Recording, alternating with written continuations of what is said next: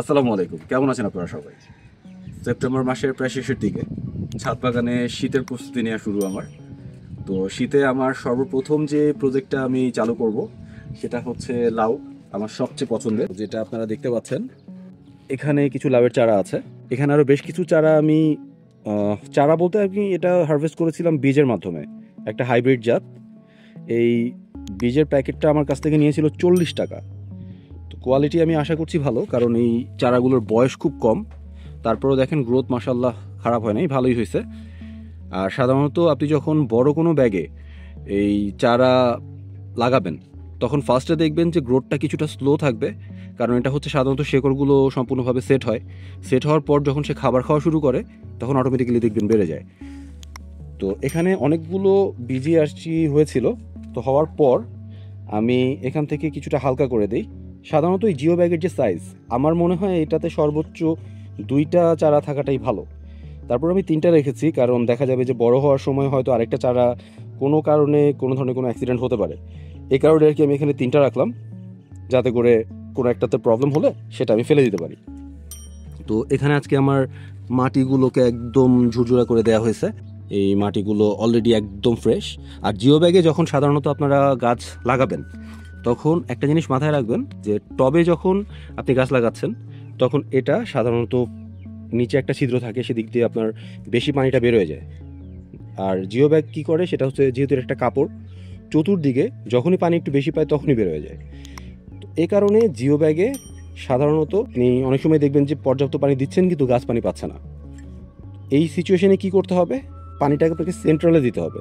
তো আমরা সাধারণত গাছ যখন লাগাই তখন দেখা যায় এই সেন্ট্রাল সাইডটাতেই বা গাছের গোড়াগুলোতে আমরা মাটি কিছুটা উঁচা করে রাখি। তো উঁচা করে রাখার কারণে এই যেটা হয়, জিও ব্যাগে পানিটা আসার সাথে সাথে এবং ঢালু জায়গায় পানিটা সবার আগে চলে যায়।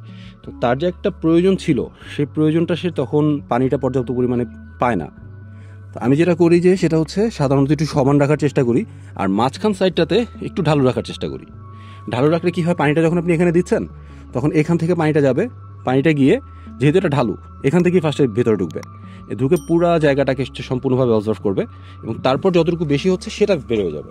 ঠিক আছে? তো এভাবে যদি আপনি জিও ব্যাগের মধ্যে গাছ লাগান রেজাল্ট অনেক ভালো পাবেন। সেম অ্যাজ আপনি যেটা আমি বলছিলাম, আপনারা দেখতে পাচ্ছেন যে এখানে আমি টবের মধ্যে মরিচ গাছ লাগাইছি। হ্যাঁ, এখানে কিন্তু আমি মাটিগুলোকে সাধারণত আপনারা দেখতে পাবেন যে গোড়ার সাইডটাতে আমি মাটিটা উঁচা করে রাখছি। রিজন হচ্ছে এইখানে কিন্তু পানিটা একেবারে তলা দিয়ে বেরোয় যায়। তো যদি আপনি গোড়ার মধ্যে মাটি উঁচা করে না রাখেন তখন পানিটা গোড়ায় জমে থাকে। ঠিক আছে?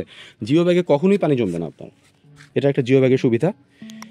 আমার কাছে মনে হয় টপ থেকে জিও ব্যাগ বেটার, কিন্তু আপনার একটু পরিশ্রম করতে হবে। এভাবেই দেখেন এই গাছগুলো হেলথ হয়ে যাবে ইনশাআল্লাহ।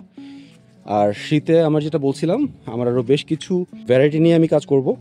আপাতত লাউটা নিয়ে কাজ করছি। খুব শীঘ্রই আমার কাছে শীতের আমার সবচেয়ে ফেভারিট বটবটি চলে আসবে, সাথে হচ্ছে টমেটো চলে আসবে, সাথে ঢেঁড়স আসবে। এগুলো সব বীজের কথা বলছি, আমি বীজ থেকে চারা করব।